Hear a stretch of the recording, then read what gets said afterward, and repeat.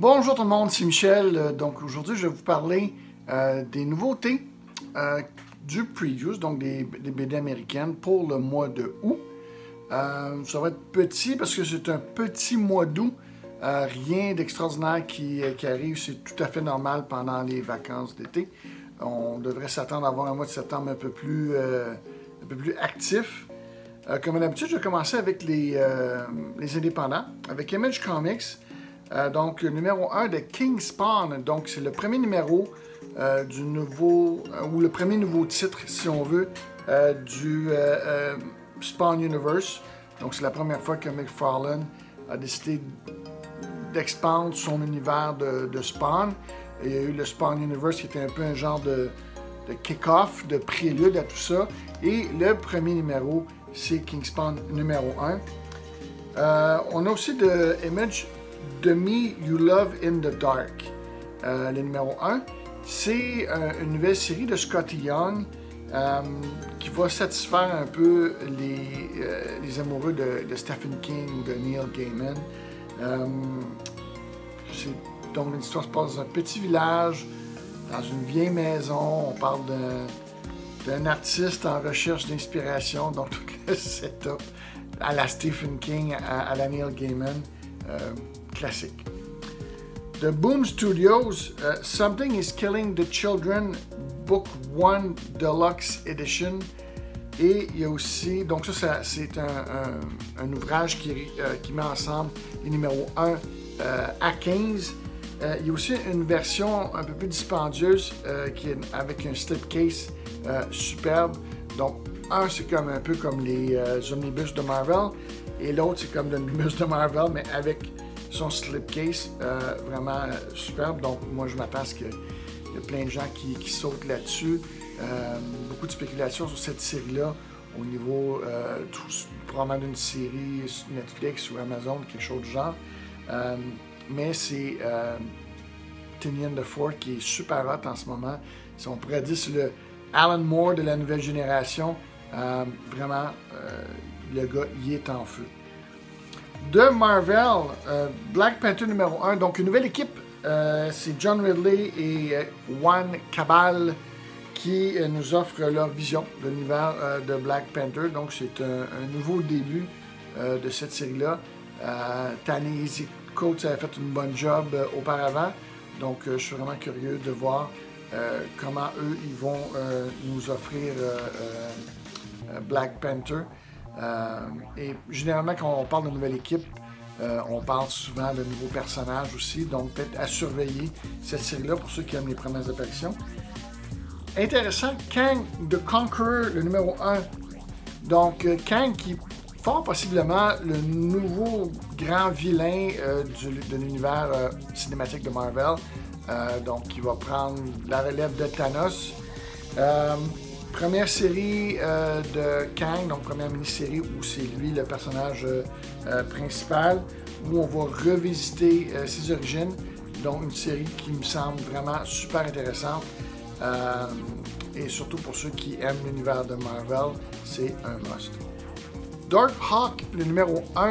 Donc Darkhawk, c'est un personnage qui est apparu dans les années 80, qu'on a ramené un petit peu dans l'univers des Gardiens de la Galaxie et de Nova. Il y a maintenant un nouveau Darkhawk, donc c'est un nouveau début avec un nouveau personnage qui va prendre, si on veut, la relève de Darkhawk. Est-ce que ça va être un nouveau personnage qui va faire son apparition dans la phase 4 ou phase 5 du MCU? Fort probablement. Donc, encore là pour les amoureux du MCU, un personnage à suivre. Marvel Voices Identity numéro 1, c'est la célébration de l'identité asiatique. Spider-Man Life Story Annual 1. Donc, ceux qui ont aimé la mini-série vraiment intéressante de Spider-Man Life Story. Donc, ça, c'est un peu le prologue de Chip Zdarsky, l'excellent Chip Zdarsky, et illustré par Mark Bagley. Immortal Hulk numéro 49, juste mentionner que la run de Al Ewing se termine au numéro 50. Donc, c'est pas la fin du Hulk, naturellement, on s'entend. Sauf que Immortal Hulk, c'était vraiment une run super spéciale, absolument hallucinante de Al Ewing. et elle se termine au numéro 50. Là, donc, c'est l'avant-dernier numéro. Et aussi, dernier numéro pour Marvel, on parle de Star Wars The High Republic numéro 8.